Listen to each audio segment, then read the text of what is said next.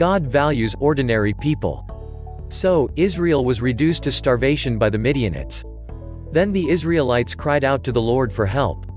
Judges chapter 6 verse 6.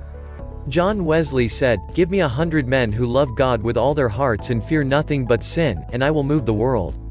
God effectively changed a culture through one man named Gideon who was willing to stand in the gap and make a difference. Gideon wasn't perfect, but God saw potential in him. He made it into the exclusive list of courageous men and women in Hebrews chapter 11, who put their faith into action. What I find interesting about Hebrews chapter 11, the Heroes' Hall of Faith, is that God never mentions their sins. He tells us about their accomplishments through faith, but he never mentions their flaws or their shortcomings, although other verses do. Gideon's world was messed up. It had been 200 years since Israel had seen the walls of Jericho fall by the power of God. Things had changed because they didn't finish the job. God told Israel to drive out the inhabitants of Canaan, and Israel obeyed partially. As a result, the Canaanites had come back and grown stronger.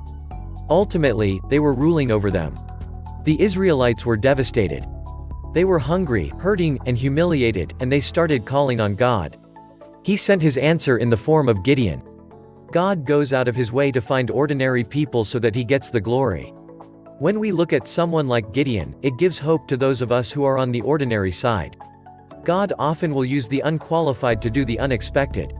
The Lord can change the world with an ordinary person who will say, "Lord, I am willing to be that person. Will you step forward?" God can do a lot with a little. God can do a lot with you. Share this today.